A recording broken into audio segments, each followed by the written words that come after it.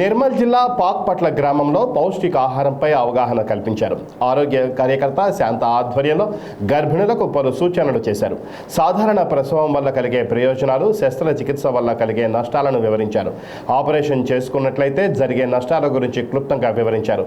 వీలైనంత వరకు పాలు, పండ్లు, ఆకుకూరలు, పప్పు తీసుకోవాలన్నారు. తోచిన మందులు వేసుకోరాదంటూ హితవు పలికారు. ఎక్స్రే తీయించుకోవడం సరికాదన్నారు. గర్భిణులు 3వ నెల నుంచి ఎడమ వైపునకు తిరిగి నిద్రించాలన్నారు.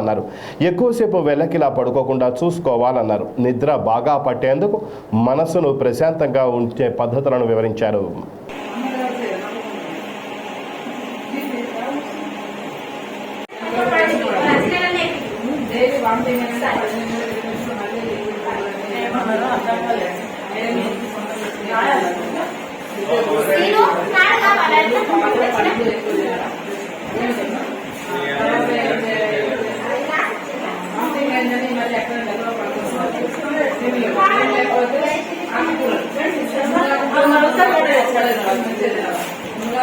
ఇది జిరాక్స్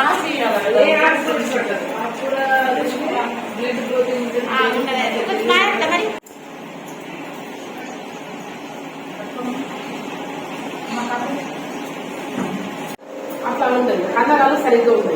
దానివల్ల మన అన్న కూడా పోతుంది.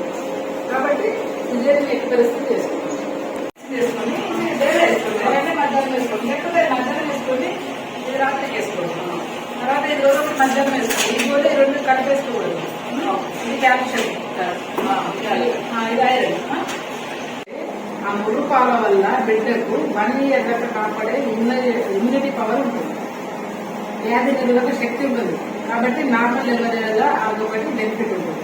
రెండవది ఎలాంటి నొప్పి ఉండదు. 1 గంట 2 గంటల కల్లా మంచిగా మామూలుగా బిడ్డలు దగ్గర తీసుకున్నాం. మన బాధ అంతా తెలియదు. అదే సిజేరియన్ అయితే 3 రోజుల దాకా కూడా బిడ్డను ముట్టుకోదు. దీనికి ప్రేమ ఎక్కడ తెలుస్తుంది? ఆనికి ప్రేమ ఎక్కడ తెలుస్తుంది? తెలియదు కదా. అందుకొరకు నార్మల్ డెలివరీ ఇప్పటి నుంచే మనము నార్మల్ అవుతాం అనుకోవాలి. నార్మల్ 5 వాళ్ళందరూ కాలేదు నార్మల్. మరి అందుకని మనం కదా. అందుకొరకు ఫిజిక్స్ అయినట్టు మంచి ఆరోగ్యంగా ఉండాలి. నార్మల్ డెలివరీ కావాలి. మీరు మీ ఫ్రెండ్స్ ఇద్దరు చెప్పుకోండి. మీకు చదువుకున్న కదా యూట్యూబ్లో వచ్చి చూడండి. నార్మల్ డెలివరీల లాభాలు ఏంటి అనేది కదా. మళ్ళా మామూలుగా బిడ్డ డెలివరీ అయిందంటే యథావిధిగా 3 నెలల్లో ఉన్న గర్భసంఖ్య యథావిధి స్థానానికి వచ్చేస్తుంది. ఎందుకంటే కడుపు ఎప్పుడు ఎట్లా ఉన్నదో పెళ్లి కాకుండా మళ్ళీ అప్పుడు